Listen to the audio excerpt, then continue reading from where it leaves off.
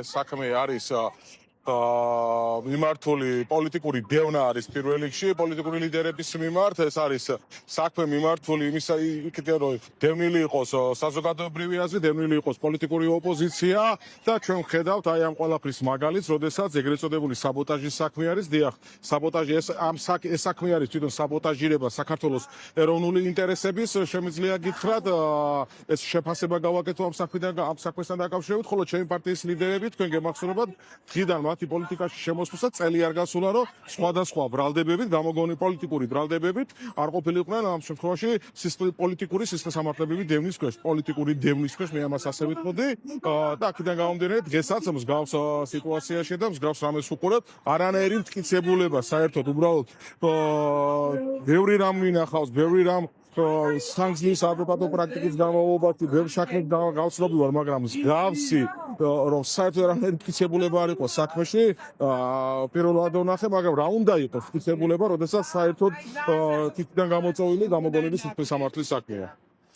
კი ბატონო. ლევან, გადავიდეთ, მოდით სხვა თემებზეც მინდა რომ ვისაუბროთ და მოდი შევეხოთ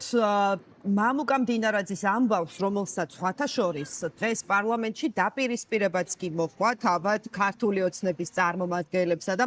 ხალხის ზალის წარმომადგენლებს შორის, როგორც გაირკვა, მდინარაძის უწყება საკუთარი აპარატის კი არ ეყოლება, ალბათ ნახავდით თქვენ ამ ინფორმაციას.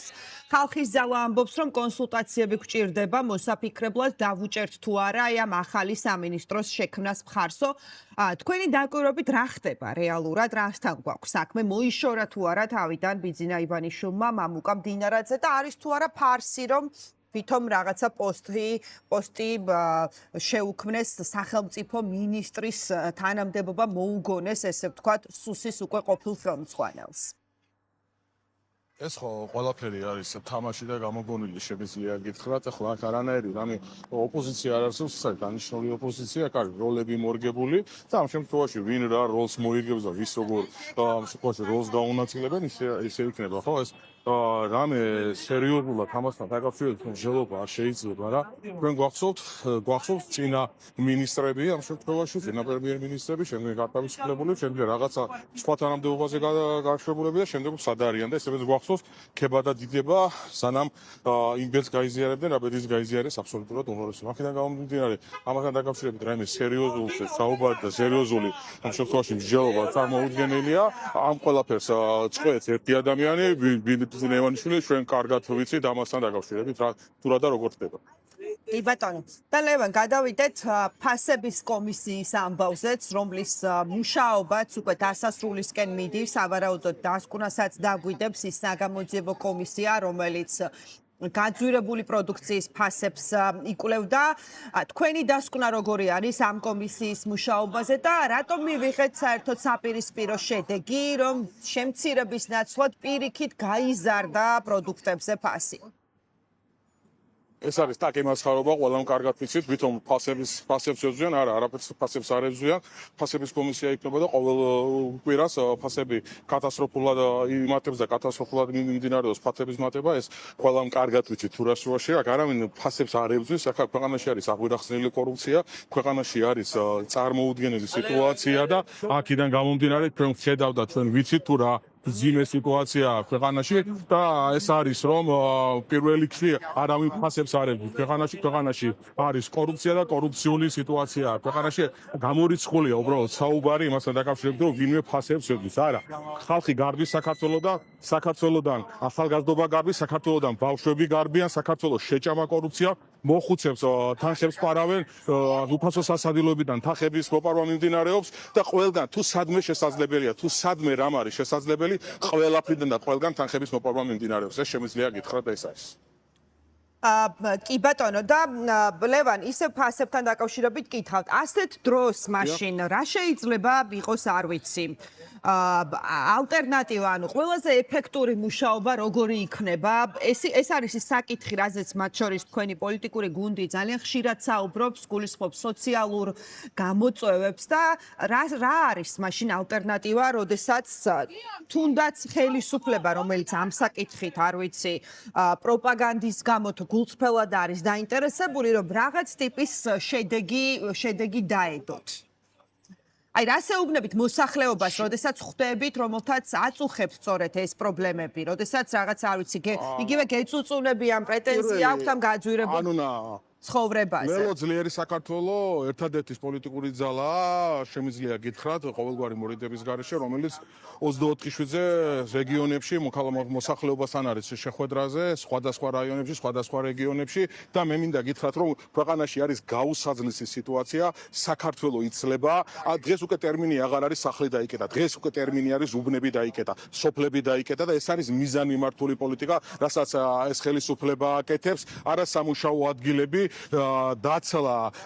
ქვეყნის კორუფცია მეფობს, ნეპოტიზმი მეფობს და ჩვენ რას ვეუბნებით და პირველ რიგში მათ ადვოკატირებას ვეწევით, მათი პრობლემების გამჟღავნებას და ბუნებრივია ჩვენს მოქალაქეებს რაც აწუხებს, მათი სურვილია რომ ამ პრობლემებზე და აი ამ საკითხებთან დაკავშირებით კონდეს აქცენტირება, რასაც ლელო ძლიერი საქართველო პირველ რიგში აკეთებს და მთავარი რა არის? მთავარი არის რომ ყველანი ვიყოთ დარაზმული, როდესაც არჩევნები ჩაინიშნება, არ ვიცი იქნება ეს ახალი არჩევნები თუ როგორც იქნება, არც ერთ შემთხვევაში არ შეიძლება ნიჰილიზმის დათესვა არჩევნების მიმართ, არჩევნების ხელისუფლების შესვლა შესაძლებელი, ეს გვაჩვენა თუნდაც უნგრეთის მაგალითად და რავინ არ თქვას რომ უნგრეთთან დაკავშირებით რაღაც სხვა შეხედულებები არსებობს, მეგობრებო, გადახედეთ უნგრეთში თუ რა სიტუაცია იყო, ტელევიზიასთან მიმართებაში თუ რა სიტუაცია იყო, ამ შემთხვევაში საარჩევნო სისტემასთან დაკავშირებით თუ როგორი სიტუაცია იყო ზოგადად და რა სიტუაცია ჰქონდა ორბანს ამ ყველაფერთან დაკავშირებით, მაგრამ მადიარმა შევძრო და დაამარცხა, ვინაიდან იქ მოსახლეობა იყო მოტივირებული და მოსახლეობის მოტივაციას არჩევნების მიმართ აწყობდა ახდენდა პოლიტიკური სპექტრი და პოლიტიკოსები და ჩვენი ვალდებულებაა რომ ჩვენ ყველა კანონიერი კონსტიტუციური მეთოდით ბრძოლისა გამოვიყენოთ და დარწმუნებული ვართ რომ აქტიურობის შემთხვევაში და დარწმუნებული ვარ რომ ესეც იქნება აქტიურობის შემთხვევაში ხელისუფლება შეიძლება არჩევნებს. კი ბატონო, თუმცა ფიქრობთ თუ არა ლევან რომ არჩევნებთან დაკავშირებით უფრო ესე ვთქვათ კაფიო კამპანია არის საჭირო, წინ რაც ვიცით რომ გველოდება ეს არის 2028 წლის არჩევნები და წინ 2 წელია, მაგრამ მაშინ როდესაც ძალიან დიდი რესურსი დაეთმო არჩევნების ბოიკოტის კამპანიას, ეს თქვენ პოლიტიკურ გუნდს არ გეხებათ, მაგრამ ზოგადად ვამბობ პოლიტიკური სპექტრის მხრიდან ხომ არ ფიქრობთ რომ უფრო მეტი რესურსი იქნება ახლა საჭირო იმისთვის რომ ადამიანები დაარწმუნოთ რომ თუნდაც 2028-ში ან მანამდე თუ იქნება არჩევნები მივიდნენ და საკუთარი არჩევანი დააფიქსირონ, იმიტომ რომ წარმატებული შედეგი არც არ მონაწილეობით და არც მონაწილეობით ვერ დაიდო. მადლობა ამ კითხვისათვის ანუნა, მადლობას მოგახსენებთ ამ კითხვისათვის. დიახ, ჯერ არავინ იცის როდის იქნება და იქნება თუ არა შემთხვევაში 28-ში თუ იქნება ვადამდელი არჩევნები, ამასთან წინასწარ ვერავინ იტყვის, მაგრამ ჩვენ პოლიტიკური სპექტრი და ყოველ შემთხვევაში ლელო ძლიერი საქართველო ყოველთვის უნდა ვიყოთ მზად, ყოველთვის უნდა ვიყოთ ფორმაში და ამას ვაკეთებთ დღენიადაც, ხოლო რაც შეეხება გეთანხმებით, სრულიად კარგად აღწერეთ ის სიტუაცია, რაც იყო ამ შემთხვევაში ბოიკოტთან დაკავშირებით და თავდასხმა ლელოზე ძლიერ საქართველოზე დიახ, გაიმარჯვა ბოიკოტის იდეა, მაგრამ ამ შემთხვევაში გამარჯვებული გამოვიდა ამ ბოიკოტის იდეიდან ქართული ოცნება, ვინაიდან 80%-იანი თბილისი 20%-იანმა კალაძემ წაიღო, შემიძლია გითხრათ, მაგრამ